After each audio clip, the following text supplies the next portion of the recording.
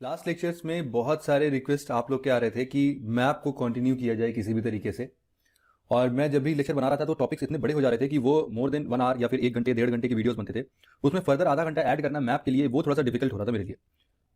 हालांकि मैंने lectures prepare कर रखे थे अफ्रीकन पर्सपेक्टिव से या फिर जो भी नेक्स्ट कॉन्टिनेंट मुझे पढ़ाना था, लेकिन फिर भी बस मैं ऐड नहीं कर पा रहा था। फिर जब आप लोगों की इतनी सारी रिक्वेस्ट आई तो मुझे यही सही लग रहा है कि मैं मैप वाला जो है वो अलग से ही दे दिया करूंगा आपको। वीकली एक मैप का आपको अलग से आधे 1 घंटे का जो भी बड़ा सा लेक्चर बनेगा मैं आपको वो प्रोवाइड कर दूंगा, जिससे बेसिस पर जिसको भी वो मैप पढ़ना है वो अलग से उस मैप को पढ़ सकता है। और मुझे लगता है कि यूजुअली आप जानते हैं यहाँ वाला जो लार्जेस्ट कॉन्टिनेंट है पहला कौन सा है? बिल्कुल सही, पहला है एशिया। एशिया के बाद सेकंड लार्जेस्ट कॉन्टिनेंट आता है अफ्रीका। अब इसमें सबसे पहले हम कुछ बेसिक इन्फॉर्मेशन गेन करते हैं कि इसके चारों तरफ कौन कौन से वाटर बॉडीज हैं। तो देखो वाटर बॉडीज में सबसे पहले अगर नॉर्थ से स्टार्ट करें हम तो सबसे नॉर्थ में कौन सा आएगा? सी। बिल्कुल सही, ये है हमारा मेडिटेरेनियन सी। फिर इसके बाद यहां पर कौन सा होगा? यहां पर होगा नॉर्थ अटलांटिक ओशन, और जस्ट ऑपोजिट यहां पर क्या होगा? यहां पर होगा साउथ अटलांटिक ओशन। फिर इधर साइड क्या होगा? यहां पर, वेरी गुड, यहां पर होगा इंडियन ओशन। और यहां क्या खत्म हो गया? नहीं, अभी बचा है ये वाला जो एक पोर्शन बचता है, ये कौन सा है? इसको हम लोग बोलते हैं रेड सी। और यहां वाला जो पोर्शन छोटा सा बच गया है इसको हम लोग बोलते हैं गल्फ ऑफ एडन। अब जाके वाटर बॉडी से घिर गया हमारा अफ्रीकन कॉन्टिनेंट। अब देखो क्या है कि इसमें बहुत सारे बेस बाइट जो कि हम दूसरे कॉन्टिनेंट पे पढ़ रहे थे, नॉर्थ अमेरिका साउथ अमेरिका में, वो यहां पर भी होगा, उसको भी हम पढ़ेंगे। लेकिन फिलहाल अभी के लिए हम क्या करते हैं कि इसमें थोड़ा सा पॉलिटिकल स्ट्रक्चर देखने को मिल रहा है, पहले इस पॉलिटिकल स्ट्रक्चर को खत्म करते हैं, ठीक है? तो सबसे पहले हम बात करते हैं इसके बाद स्ट्रेट्स की। तो कौन कौन से इंपॉर्टेंट स्ट्रेट दिख रहे हैं मुझे? तो यहाँ पर 3-4 स्ट्रेट्स ही दिख रहे हैं। एक स्ट्रेट जो है वो यहाँ वाला है, ये बहुत ही इंपॉर्टेंट स्ट्रेट है। क्या नाम है इसका? बिल्कुल बढ़िया, ये है हमारा स्ट्रेट ऑफ जिब्राल्टर। दूसरा, आप समझो कि जब भी अटलांटिक ओशन से मेडिटेरेनियन सी में जाना होगा तो ये केवल और केवल यही एक ओपनिंग है स्ट्रेट ऑफ जिब्राल्टर के थ्रू। इवन यहां पर देखो कि अगर मान लो इंडियन ओशन से आपको मेडिटेरेनियन सी में या फिर दूसरे यूरोपियन कंट्रीज में जाना है तो केवल और केवल एक दरवाजा है यहाँ का, और वो है यहाँ पे। इसका भी स्वामी तो कोई लिया होगा खतरनाक। तो देखो एक तो हमने पढ़ा स्ट्रेट ऑफ जिब्राल्टर, एक यहाँ पर देखो ये मैन मेड है, मैन मेड कैनाल है एक्चुअल में, यही है हमारा दी फेमस सुएज कैनाल, ठीक है? तो यहां पर हमने इस चीज को मान लो, चलो लिख देते हैं इसको कि ये है हमारा सुएज कैनाल, ठीक है? अब कोई और स्टेट बचता है क्या? बिल्कुल ये वाला स्टेट बचता है। इस वाले स्टेट के नाम में हमने क्या पढ़ा था? बिल्कुल बढ़िया, इसका नाम है बाबिल मंडाब। इतनी बात समझ में आ गई? एक और है, इसको हम लोग, जैसे कि ये स्विच कैनाल एक चैनल है, एक कैनाल है, इसी तरीके से एक चैनल है, ये चैनल, इस चैनल को क्या बोलेंगे हम लोग? इस चैनल को हम लोग बोलते हैं मोजाम्बिक चैनल। क्यों? क्योंकि ये मोजाम्बिक कंट्री के जस्ट बगल में है। मोजाम्बिक कहां पर है? कौन सी कंट्री मोजाम्बिक है? ये वाली कंट्री जो आप देख रहे होगी, ये कंट्री है हमारी मोजाम्बिक, ठीक? इसीलिए ये वाई शेप का होता है थोड़ा सा, और ये वाई शेप का मोजाम्बिक है, ठीक है? कितनी बात तो हमने कवर कर ली। अब कुछ कंट्रीज के नाम जानते हैं, जैसे कि एक इंपॉर्टेंट है जिसको हम लोग हॉर्न ऑफ अफ्रीका के नाम से जानते हैं। ये जो हॉर्न ऑफ अफ्रीका है, मतलब कि अफ्रीका की जो सींग है, इस सींग में कितने कंट्रीज हैं? नॉर्मली देखा जाए तो हॉर्न ऑफ अफ्रीका में 4 कंट्रीज होती हैं। चारों कंट्रीज में अगर आपको मैप नहीं बनाने का मन है तो आप सिंपली एक कोड याद कर लो, इस कोड का नाम है सीड, SEED। अब यहाँ पर आराम से आप प्लेस करते हुए चलो कि ये जो एक्चुअल हॉर्न देखने को मिल रहा है ये वाला, ये है हमारा कौन सा देश? ये हमारा सोमाली। इसके बाद ये जो एक बड़ा सा लैंडलॉक्ड कंट्री बना हुआ है, इसका नाम क्या है? इसका नाम है इथियोपिया। याद रहे, इथियोपिया, इरिट्रिया, इन सब में बहुत कंफ्यूजन होती है, तो इसका नाम है इथियोपिया। यूरोपियन साइड से आया है तो आप कुछ इस तरीके से बोल सकते हो। इसके बाद एक देखो ये कंट्री है, यहाँ पर कौन सी कंट्री है? इसका नाम है इरिट्रिया। और बिल्कुल फाइनल में ये जो छोटी सी कंट्री दिख रही है, ये छोटी सी कंट्री होगी, इसका नाम क्या है? डी से स्टार्ट होता है लेकिन प्रोनाउंस जिबूटी करते हैं, मतलब DJI और BOUTI। तो ये जो 4 कंट्रीज हैं इन्हीं को हम लोग बोलते हैं सीड, ठीक है? कौन कौन से हो गए? सोमाली, इथियोपिया, इरिट्रिया और जिबूटी। इन 4 कंट्रीज को हम लोग बोलते हैं क्या? Horn of Africa. ओके, अब यहाँ पर एक चीज और देख सकते हैं हम कि कौन कौन से यहाँ पर जो बॉक्सेस में आइलैंड्स बने हुए हैं, ये आइलैंड कौन कौन से हैं इसके अगल बगल में। तो यहाँ पर देखो सबसे पहले ये वाले जो आइलैंड्स हैं, यहाँ पर जो बिल्कुल बिखरे हुए से ये वाले आइलैंड्स हैं, या फिर इनको हम बात करें ये वाले जो आइलैंड है, ये है हमारे मादेइरा आइलैंड। क्या नाम है इनका? मादेइरा आइलैंड। ये आइलैंड्स जो होते हैं ये पोर्टुगल के हैं, ये वाला जो स्टेट है ना ये पोर्टुगल है, तो इसके आइलैंड्स हैं ये वाले। इसके बाद आप देखोगे कि यहाँ से एक हमने पढ़ा था ओशन करंट, जिसका नाम हमने क्या बताया था? Canary current. तो ये वाला जो पूरा आइलैंड का ग्रुप है इसको हम लोग बोलते हैं कैनरी आइलैंड, इसी के नाम पर पड़ा हुआ है कैनरी करंट, जो कोल्ड करंट है। इसके बाद यहाँ पर आप देख रहे हो ये जो ग्रुप है इसका नाम है वर्डे आइलैंड। इसके बाद यहाँ पर आप एक ग्रुप देख रहे होगे, इस ग्रुप का नाम है प्रिंसिप आइलैंड। क्या नाम है? प्रिंसिप। प्रिंसिप में बस जो लास्ट में प्रिंसिपल वाला एल आता है उसको आप हटा दो, तो सॉरी, प्रिंसिप आइलैंड है ये। और इसके बाद यहाँ पर देखो 3 बॉक्सेस बने हुए हैं। इन 3 बॉक्सेस में सबसे पहले ये वाला जो छोटा सा है बॉक्स, ये है हमारा कोमोरोस आइलैंड। ये जो बड़ा सा आइलैंड आपको दिख रहा है इसको हम लोग बोलते हैं सेशल्स। अब यहाँ पर एक इंपॉर्टेंट फीचर्स भी है इसका, आपको याद होना चाहिए सेशल्स के बारे में, कि ये अफ्रीका का सबसे स्मॉलेस्ट कंट्री है सेशल्स, ठीक है? यहाँ पर आपको 2 आइलैंड्स दिख रहे होंगे, एक बॉक्स के अंदर और एक बॉक्स के बाहर। तो जो बॉक्स के अंदर है ये है हमारा मॉरिशियस, ठीक है? आपको भी पता होगा कि मॉरिशियस से हमारे यहाँ बहुत सारा ट्रेड वगैरह होता है, और ये मॉरिशियस, और इसके अलावा एक जो इसके बाहर दिख रहा है यहाँ पर ये आइलैंड, इस आइलैंड का नाम है रीयूनियन आइलैंड। ये जो रीयूनियन आइलैंड है वो एक्सटेंडेड टेरिटरी है किसका, ये है फ्रांस का एक्सटेंडेड टेरिटरी। ठीक है, तो इतने सारे एक्स्ट्रा आइलैंड्स हैं जिनको हमें पढ़ना था। यहाँ पर देखो एक और आइलैंड यहाँ पर दिख रहा होगा, ये वाला, ये आइलैंड कौन सा है, ये येमेन की एक्सटेंडेड टेरिटरी है। येमेन कहाँ पे है, ये वाला येमेन है, येमेन की एक्सटेंडेड टेरिटरी है, इसको बोलते हैं हम लोग सोकोत्रा, सोकोत्रा आइलैंड। ठीक है, तो छोटे छोटे आइलैंड्स हैं, इनके नाम कभी कभी पूछ लेते हैं, जैसे कि नॉर्थ टू साउथ अरेंज करने के लिए इनको बोल दिया सेशल्स, कोमोरोस, मॉरिशस और रीयूनियन को, तो आप इसको ध्यान में रखना। कभी कभी क्या होता है कि हो सकता है कि इधर से भी दे दे और इधर से भी दे दे, तो चीज़ों को थोड़ा सा आप अपने हिसाब से रखना कि यहाँ पर देखो क्या है, वर्डे आइलैंड सोकोत्रा के ऊपर है, सोकोत्रा के बाद प्रिंसिप आइलैंड आता है, फिर सेशल्स, फिर कोमोरोस, फिर मॉरिशस, फिर रीयूनियन। इस तरीके से पूरा आप एक बार जरा अच्छे तरीके से इसको पढ़ लेना। ठीक है, चलो ओके, अब हम यहाँ पर कुछ इंपॉर्टेंट कंट्रीज के नाम देखते हैं जहां से, जो कि इक्वेटर से गुजरता है। यहाँ पर एक बात हमें पता होना चाहिए जो कि हमने डिस्कस किया कि अफ्रीका एकमात्र ऐसा कॉन्टिनेंट है जहां से ट्रॉपिक ऑफ कैंसर, इक्वेटर और ट्रॉपिक ऑफ कैप्रिकॉर्न तीनों गुजरते हैं। ठीक है, सबसे पहले हम बात करें इक्वेटर की, तो आप देखो इक्वेटर जो है वो रफली कुछ ना कुछ ऐसे गया हुआ है यहाँ पे। ठीक है, तो ये कौन सी कंट्रीज है, सॉरी एक बार फिर से ड्रॉ करना चाहूंगा, क्योंकि ये जो विक्टोरिया लेक है, ये विक्टोरिया लेक भी यहीं पर है, तो यहाँ से कुछ ऐसे स्टार्ट होगा और ये भी साथ में लेते हुए यहाँ पर ऐसे गया हुआ है।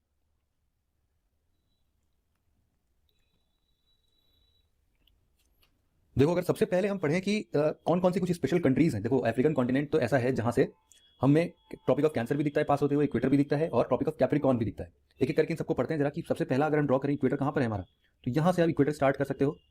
ये जो एक व्हाइट वाला पोर्शन है ये भी इक्वेटर के ऊपर आना चाहिए, और ऐसा ये हमारा इक्वेटर है, और इसको अगर थोड़ा सा और सब्सटेंड करेंगे तो यहाँ पर ये जो पहला कंट्री है, यहाँ पर छोटा सा कंट्री दिख रहा होगा, इसका नाम है साओ टोम। इस तरीके से जो ये पहला कंट्री है, ये पहला कंट्री क्या नाम है, वेरी गुड, ये नाम है गैबन। इसके बाद दो कंट्रीज आते हैं, एक तो ये और दूसरा ये, दोनों ही कॉन्गो है, लेकिन जो पहला है वो रिपब्लिक ऑफ कॉन्गो है और दूसरा डेमोक्रेटिक रिपब्लिक ऑफ कॉन्गो है। इसके बाद देखो क्या है कि छोटा सा देश एक यहाँ पर ये वाला है, इस देश का क्या नाम है, वेरी गुड, ये है हमारा उगांडा। और ये कौन सा है, उगांडा के बाद ये आता है केनिया, और हमने पढ़ा था अभी ये हॉर्न ऑफ अफ्रीका में, ये कौन सा है, ये हमारा सोमाली। तो ओवरऑल देखा जाए तो 7 कंट्रीज हैं अफ्रीकन कॉन्टिनेंट के अंदर जो कि इक्वेटर से पास करती हैं। ओवरऑल पूरे वर्ल्ड में केवल और केवल ऐसी 11 कंट्रीज हैं जो कि क्रॉस करती हैं इक्वेटर को। अब ये जो बचे हुए 4 कंट्रीज हैं, इनमें से एक कंट्री तो इंडोनेशिया हो गया पूरा, और उसके बाद ये जो बचे हुए 3 हैं, ये 3 जाते हैं कहाँ पर, साउथ अमेरिका में। साउथ अमेरिका में 3, बी, सी और ई, मतलब एक तो ब्राजील, एक इक्वाडोर और तीसरा कोलंबिया। 3 कंट्रीज यहाँ पर, इंडोनेशिया यहाँ पर, और ये 7 कंट्रीज मिला के इतनी ही 11 कंट्रीज हैं जो कि इक्वेटर से पास करती हैं। अब यहाँ पर कुछ और इंपॉर्टेंट, जैसे कि एक है प्राइम मेरिडियन का, तो प्राइम मेरिडियन कौन कौन सी कंट्री से पास होती है, देखो प्राइम मेरिडियन कुछ यहाँ से स्टार्ट होती है और ये स्पेसिफिकली केवल और केवल 1, 2, 3, 4 कंट्रीज में जाती है। तो आप इस तरीके से इसको ड्रॉ कर सकते हो कि स्टार्ट होती है यहाँ से, ये प्राइम मेरिडियन स्टार्ट है 1, 2, 3 और ये 4। तो कौन कौन सी कंट्रीज हैं, आप इसको याद करने के लिए एक छोटा सा कोड गैम्बलर याद कर सकते हो। तो GAMB और ये LER तो ऐसे ही है, तो गैम्बलर, तो जी से क्या है, जी से है हमारा घाना, तो ये वाली कंट्री है हमारा घाना। इसके ऊपर जस्ट ऊपर ये कौन सा है, ये है बुर्किना फासो। ठीक है, अब इसके बाद ये एक जो ट्रायंगल नुमा कंट्री है, ये है हमारा माली, और ये हमने पढ़ा ही था कौन सा है, अल्जीरिया, वेरी गुड। तो ये जो कंट्रीज हैं यहाँ पर ये देख सकते हो आप। अब यहाँ पर एक चीज और देखो कि मेडिटेरेनियन सी के पास वाले कौन कौन से कंट्रीज हैं, कौन कौन से बॉर्डर्स बनाते हैं, तो यहाँ पर हमने याद किया था इसको एक बार और भी, मत ले। तो ये है हमारा M, ये A, T, L और E। M for Morocco, L से अल्जीरिया, T से ट्यूनीशिया, L से लीबिया और E से इजिप्ट। ये 5 कंट्रीज हैं जो कि यहाँ पर लगे हुए हैं। अच्छा, ये तो हमने पढ़ लिया। अब यहाँ पर कुछ और चीजें पढ़ते हैं, जैसे कि छोटी छोटी बातें कि कौन कौन से गल्फ वगैरह हैं या फिर ऐसा क्या है। तो देखो एक तो है यहाँ पर ट्यूनीशिया के पास, यहाँ पर आप देख रहे हो ये है गल्फ ऑफ गिब्स। ठीक है, इसके बाद हम और आगे बढ़ते हैं। यहाँ पर ये सारी कंट्रीज हमने पढ़ रखी है अच्छे से। फिर हम आते हैं वापस से इस वाले रीजन में, यहाँ पर बहुत ही इंपॉर्टेंट सारी चीजें हैं। यहाँ पर एक्चुअल में कोस्ट हैं, बहुत सारे कोस्ट हैं। तो यहाँ पर बेसिकली अगर आप देखोगे यहाँ पर इतने दूर में ये जो कोस्टल एरियाज है इसको बोलते हैं कौन सा, ग्रेन कोस्ट। फिर इसके बाद जो आता है यहाँ पर इसको बोलते हैं, इस वाले कंट्री, इस वाले रीजन में ये है हमारा आइवरी कोस्ट। इसके बाद थोड़ा सा और अंदर जाते हैं, ये जो उठा हुआ रीजन है यहाँ पर, इधर वाला रीजन, ये है हमारा गोल्ड कोस्ट। और बिल्कुल आखिरी में यहाँ पर जो अंदर ऐसा बना हुआ है ये है हमारा स्लेव कोस्ट। तो इसको कैसे याद कर सकते हैं हम, गिग्स। गिग्स मतलब, गिग मतलब किलकारी होती है, तो यहाँ पर गिग्स जो होते हैं, यहाँ पर देखो कि grain coast, ivory coast, gold coast और स्लेव कोस्ट, ये 4 हैं। अब यहाँ पर आप देखोगे कि हमेशा ये जो हमने ग्रेन कोस्ट बनाया है, ये इधर ये जो कंट्री है ये है सिएरा लियोनी, और ये जो कंट्री है ये है लाइबेरिया। इसके बाद जो भी आइवरी कोस्ट है ये बिल्कुल बढ़िया कोट डी आइवोर के पास में है। फिर इसके बाद यहाँ पर जो गोल्ड कोस्ट है, ये गोल्ड कोस्ट घाना कोस्ट के पास में है। और जो भी स्लेव कोस्ट है ये हमारे 2-3 कंट्रीज में मिलकर बनता है। एक हमारा कंट्री है ये जो पतला सा है, ये टोगो। ये वाले जो उसके जस्ट बगल में कंट्री है इसका नाम है बेनिन। और ये जो बड़ी सी कंट्री है ये है हमारी नाइजीरिया।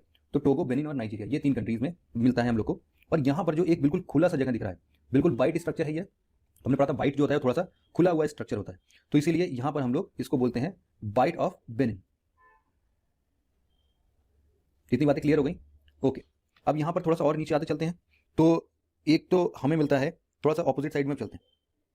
अच्छा, एक चीज़ क्या हमने यहाँ पर मोजाम्बिक चैनल के बारे में पढ़ा था क्या? यहाँ पर ये है हमारा मोजाम्बिक चैनल, और इसको मोजाम्बिक क्यों कहते हैं? क्योंकि ये कंट्री जो वाई शेप में बनती है, ये वाई शेप की कंट्री है मोजाम्बिक, इसीलिए ये मोजाम्बिक चैनल है। अब देखो क्या है कि और थोड़े से इन्फॉर्मेशन ले, सीट तो हमने लिया था ईस्टर्न बॉर्डर्स पे कौन कौन सी कंट्रीज हैं, तो ये हमने पढ़ा था। ये कौन सी कंट्री है? ये है हमारी सोमाली कंट्री। इसके बाद ये जो कंट्री बचती है, इसको भी हमने ऑलरेडी पढ़ रखा है, क्योंकि ये भी इक्वेटर से पास होती है। क्या नाम था इसका? केनिया। इसके बाद ये वाला जो एक बड़ा सा है, ये हमने नहीं पढ़ा था, इसका नाम है तंजानिया। हमने उसके बाद पढ़ा ही कि ये हमारा मोजाम्बिक है, और ये फाइनली हमारा है साउथ अफ्रीका। यहाँ पर देखो दो छोटे छोटे कंट्रीज हैं जो कि लैंड लॉक्ड है। एक कंट्री तो कंप्लीटली साउथ अफ्रीका के अंदर है, तो ऐसे बहुत ही रेयर कंट्रीज देखने को मिलते हैं जो कि एक कंट्री के अंदर दूसरी कंट्री हो। इसका क्या नाम है? इसका नाम है कंट्री का लेसोथो।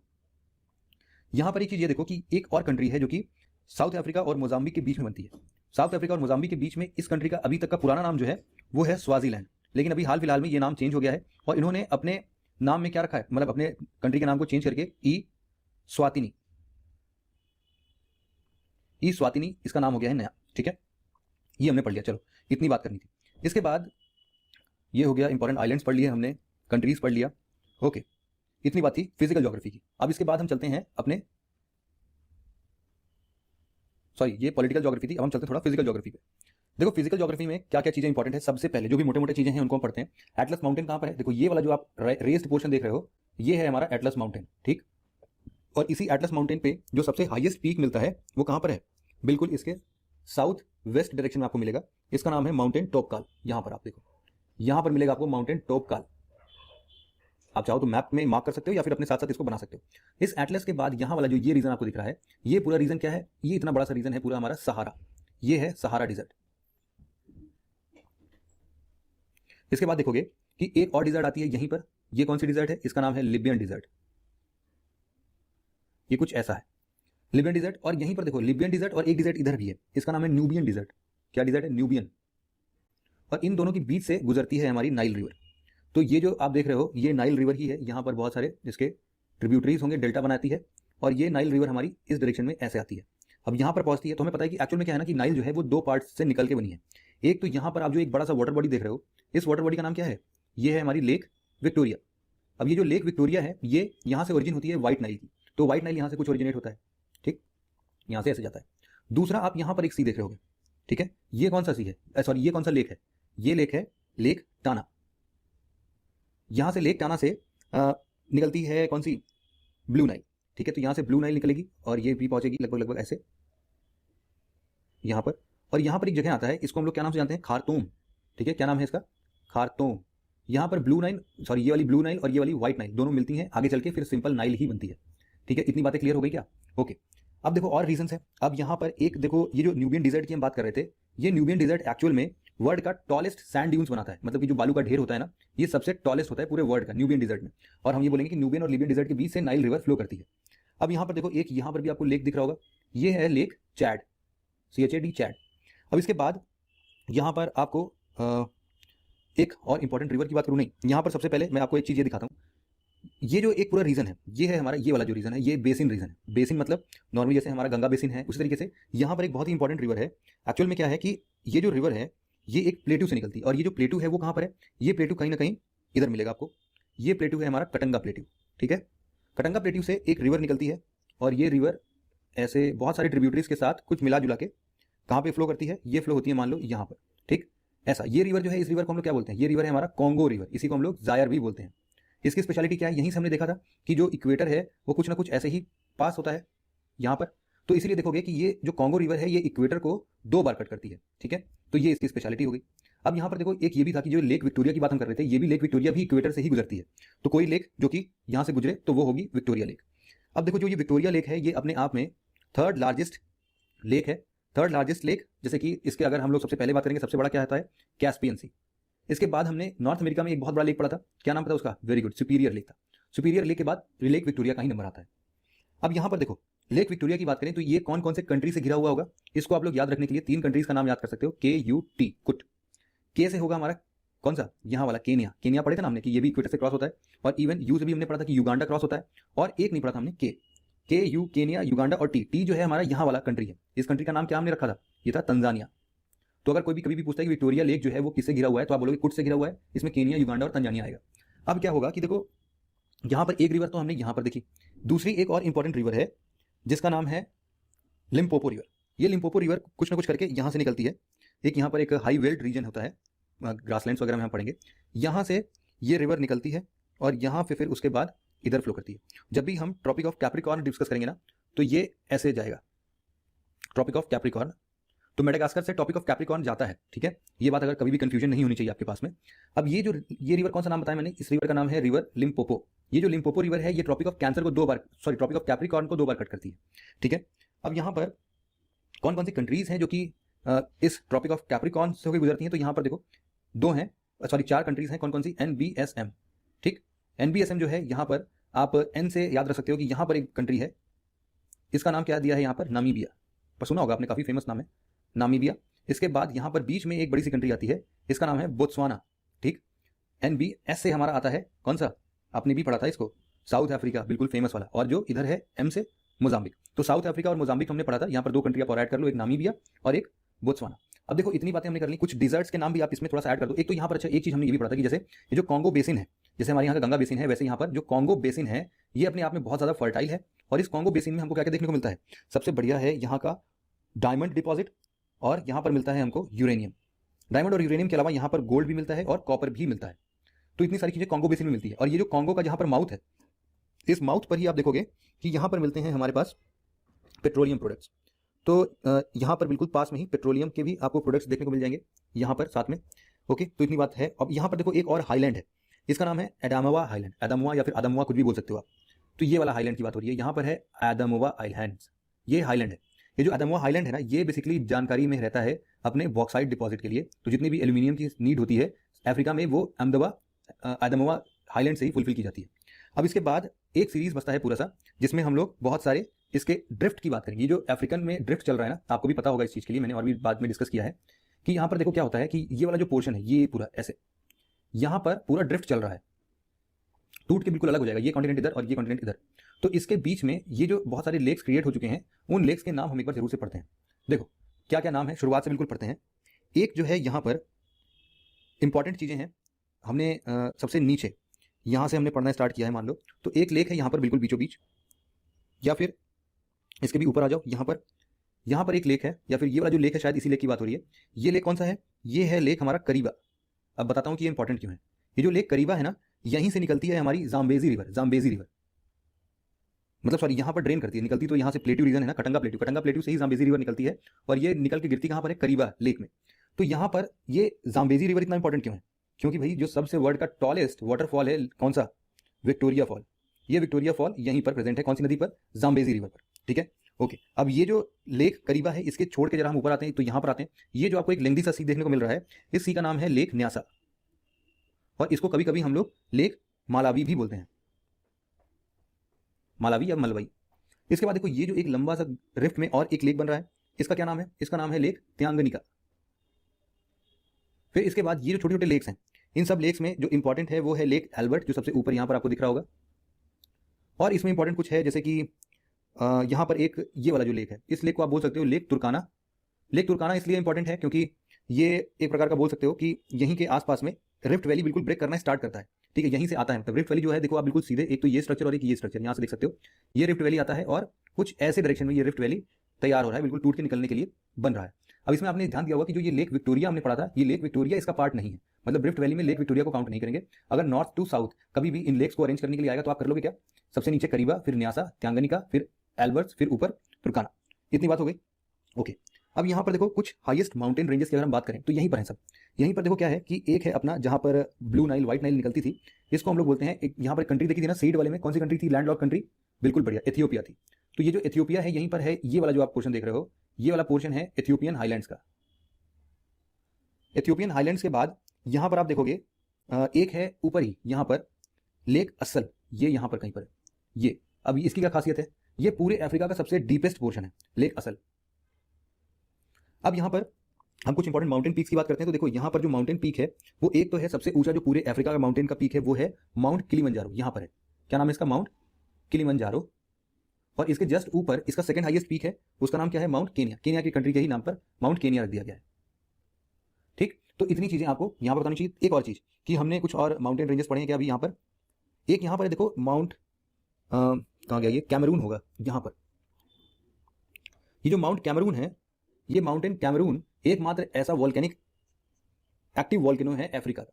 ये कैमरून माउंटेन जो है ये एकमात्र एक्टिव वॉल्केनो है, बाकी जितने भी हैं सब डोरमेंट स्टेज में हैं। आप देखोगे जो कैनरी आइलैंड यहाँ पर हमने बात की थी, ये कैनरी भी वॉल्केनिक ओरिजिन के ही हैं, ये भी वॉल्केनिक आइलैंड ही है, लेकिन अभी एक्टिव कौन सा है?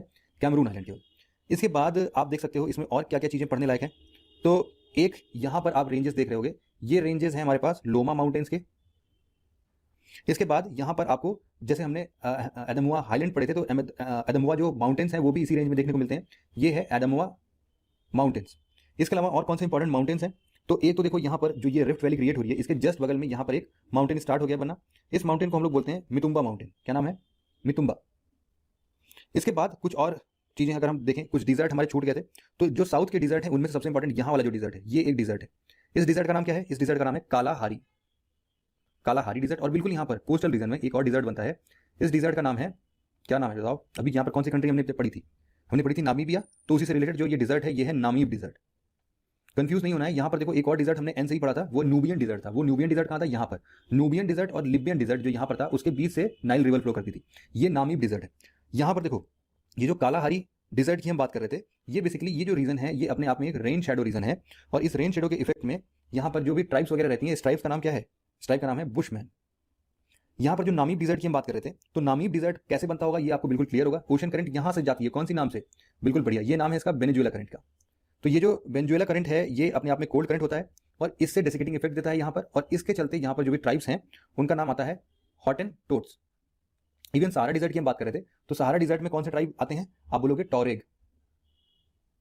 कभी कभी ट्राइब से भी क्वेश्चन आ जाते हैं, ठीक है। अब देखो यहाँ पर कुछ और अपलैंड्स वगैरह की बात करता हूँ, तो ये है एक बार यहाँ पर देखो, ये हमारा डार्फूर है। और कुछ बचना है क्या यहाँ पर? एक बार फिर से मैं एक बार जरा जल्दी से देख लेता हूँ। इधर पे हमने सारी माउंटेन्स, ये सारी चीज़ें डिस्कस कर ली हैं, और ओके लगभग चीज़ें डिस्कस हो चुकी हैं, और तो कुछ नहीं बचता। एक देखो यहाँ पर प्लेटू है, जैसे यहाँ पर अभी हमने पढ़ा कटंगा प्लेटू है, तो यहाँ पर एक और प्लेटू आता है जिसका नाम है बाई प्लेटू। बाई जो अपने यहाँ काम करने वाली बाई है, वो वाली बाई नहीं, बल्कि ये BIE बाई प्लेटू है। अब यहाँ पर कुछ और एक इंपॉर्टेंट रिवर और बचता है यहाँ पर, जो कि मैंने नहीं डिस्कस किया। यहाँ पर देखो ये है ऑरेंज रिवर, ठीक। अब ऑरेंज रिवर की खासियत ये है कि इसकी ही एक ट्रिब्यूटरी है जिसका नाम है वाल। WAAL नहीं, सॉरी WAAL नहीं, ये वाला वाल है। और ये कौन सी नदी है? वो जो संतरे खाते हैं हम लोग, वो ऑरेंज रिवर है। अब ये जो वाल है ये इसलिए फेमस है क्योंकि इसमें पूरे जगह पर आप देखोगे कि गोल्ड के रिजर्व्स पाए जाते हैं, तो ये अपने आप में काफ़ी इंपॉर्टेंट हो जाता है। इसके अलावा आप देखो यहाँ पर एक बे बन रहा है, ये वाला। इस बे का नाम इन्होंने दिया है मपूटो बे। क्या है? मपूटो। इधर ऐसे ही कुछ अजीबोगरीब नाम मिलेगा आपको, मपूटो मिलेगा, या फिर यहीं पर एक माटोपो हिल्स भी है, तो इन सबको छोड़ दो आप। फिर इसके बाद और कुछ देख लेता हूँ मैं। ओके, ये पूरा मैप मेरे हिसाब से अफ्रीकन कॉन्टिनेंट का हमने बहुत ही डिटेल से पढ़ लिया है। इतना भी अगर आप कर लेते हैं तो बहुत है। यहाँ पर हमको मिलता है गल्फ ऑफ गिनिया, और फिर कुछ चीज़ें छूटती हैं, तो फिर हम उसको एक बार नेक्स्ट लेक्चर में इसी को रिवाइज करेंगे, और रिवीजन के साथ ही साथ बाकी की चीज़ों को भी हम कवर करने की कोशिश कर लेंगे। दूसरे कॉन्टिनेंट पर हम कूद के जाते हैं। तो आज के लेक्चर में मुझे लगता है कि इतना ही सफिशिएंट होगा। इस मैप से रिलेटेड अफ्रीका का जो भी पोर्शन है वो आपका लगभग कवर हो गया। इसी को एक बार आप और रिपीट करके देख लेना, तो सारी चीज़ें बिल्कुल क्लियर हो जाएंगी, ठीक है। चलो ओके, और कुछ मुझे लग रहा है कि बस छूट ना जाए कुछ भी। देखो यहाँ पर एक जो मैंने ये चीज़ बताई थी कि लेक तांगनिका है, ये लेक तांगनिका वर्ल्ड की सेकंड डीपेस्ट लेक है, ठीक है। और यहाँ पर जो एक माउंट किलिमंजारो मैंने बताया था, जो कि अफ्रीका का सबसे हाईएस्ट माउंटेन है, वो भी आप देखोगे कि वॉल्केनिक ओरिजिन का ही था, लेकिन अब वो आज के टाइम पर एक्सटिंक्ट हो चुका है, माउंट किलिमंजारो। और इसका मतलब ये जो सबसे हाईएस्ट पीक है ये अफ्रीका का, इसके स्लोप्स वगैरह पे कॉफी का प्लांटेशन स्टार्ट हो चुका है, ठीक। तो कॉफी वगैरह पैदा किया जाता है। और ये किलिमंजारो कहाँ पर है? ये एक्जैक्टली अगर कभी कंट्री पूछे तो आप याद रखना कि ये तंजानिया में है।